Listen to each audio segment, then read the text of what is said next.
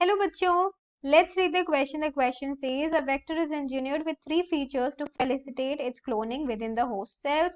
List the three features. यानी यहाँ पे क्वेश्चन में हमको दिया हुआ है कि बेसिकली हम जब किसी वेक्टर की बात करते हैं तो वो इस तरीके से इंजीनियर्ड होता है तीन फीचर्स के साथ ताकि वो जो है क्लोन हो सके होस्ट सेल्स के अंदर। तो वो तीन फीचर्स कौन से हैं? सबसे पहले हम लोग बात करेंगे जो हमारा की कॉन्सेप्ट है, और हमारा की कॉन्सेप्ट क्या है? Cloning vector. तो बेसिकली क्लोनिंग वेक्टर क्या होते हैं? ये बेसिकली स्मॉल जीनोम्स होते हैं, स्मॉल जीनोम जहां एंड जो भी फॉरेन डीएनए होता है ना, फॉरेन डीएनए जहां पे इंसर्ट हो सकता है, कैन बी इंसर्टेड एंड क्या हो सकता है इंसर्ट होने के बाद? It can be delivered also. इसको हम लोग डिलीवर कर सकते हैं किसके पास? होस्ट सेल के पास। डिलीवर कर सके होस्ट सेल्स के पास। एंड ये किस लिए यूज हो सके? ताकि ये फाइनली हमारे क्लोनिंग पर्पस के लिए यूज हो सके। तो बेसिकली ये हमारा क्या है? एम है। अब हम जब फीचर्स की बात करते हैं तो कुछ तीन फीचर्स हैं। सबसे पहला फीचर है origin of replication. Origin of replication का एक और नाम है जिसको हम क्या कहते हैं? O R I. तो ओ आर आई में बेसिकली हमारा जो मेन मोटिव होता है वो क्या होता है? यहाँ पे हमें क्या चाहिए कि जो रेप्लिकेशन हो उसका जो काउंट हो वो काफी ज्यादा हाई हो। तो हाई काउंट हो ऑफ रेप्लिकेशन। हाई काउंट को हम लोग हाई कॉपी नंबर भी बोल सकते हैं। तो ये दोनों ही चीजें यहाँ पे वैलिड है, हाई हाई।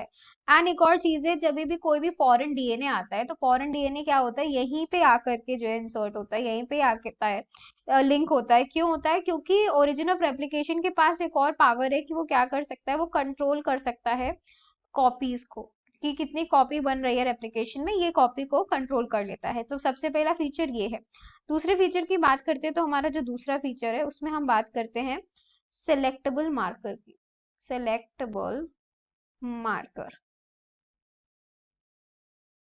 मेनली हमारी हेल्प किस चीज में करता है कि यहाँ पे जैसे फॉर एग्जाम्पल दो तरीके के जो है ट्रांसफॉर्मेंट्स हैं। एक है हमारा वेक्टर ट्रांसफॉर्मेंट और एक है नॉन ट्रांसफॉर्मेंट। हाँ, जिसमें वेक्टर होगा वो ट्रांसफॉर्मेंट हो जाएगा, जिसमें नहीं होगा वो नॉन ट्रांसफॉर्मेंट हो जाएगा। तो यहाँ पे क्या करना होता है? नॉन ट्रांसफॉर्मेंट वाले को एलिमिनेट करना होता है और जो ट्रांसफॉर्मेंट वाले को होता है उसको सेलेक्ट करना होता है। तो होस्ट क्या करेगा? इसको सेलेक्ट करेगा और इसको रिजेक्ट करेगा। तो इस चीज में हेल्प कौन करता है? ये सेलेक्टेबल मार्कर हेल्प करता है। अब हम लोग बात कर रहे थे कि तीसरी चीज क्या होती है। तो जो थर्ड थिंग है वो होता है क्लोनिंग साइट। अब देखते हैं कि क्लोनिंग साइट क्यों एक इंपॉर्टेंट फीचर बन जाता है। बेसिकली हम लोग बात करते हैं कि अगर जब हमें एलियन डीएनए को लिंक करना होता है तो मेनली हमें कितनी साइट्स चाहिए होती है? यहाँ पे सिंगल रिकॉग्निशन साइट्स ही प्रेफरेबल होती है, सिंगल रिकॉग्निशन साइट्स।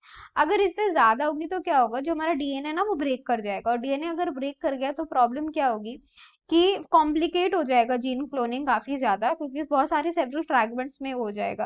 तो रिकॉग्निशन साइट जो है सिर्फ एक ही होनी चाहिए, अगर एक से ज्यादा होगा तो वो पूरे प्रोसेस को कॉम्प्लिकेट कर देगा।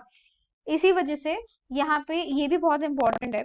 अगर जब सेलेक्टेबल मार्कर की हमने बात करी थी तो इसके एग्जाम्पल की भी हम बात कर लेते हैं। तो इसका जब हम एग्जाम्पल की बात करते हैं तो यहाँ पे क्या आ जाएगा? एंटीबायोटिक रेजिस्टेंट जीन्स जो आते हैं वो आ जाते हैं। ये है जो तीन फीचर्स जिनकी हमने बात करी थी। So the final answer is the three features are origin of replication, selectable marker and cloning site. So I hope you have understood the solution. Best of luck.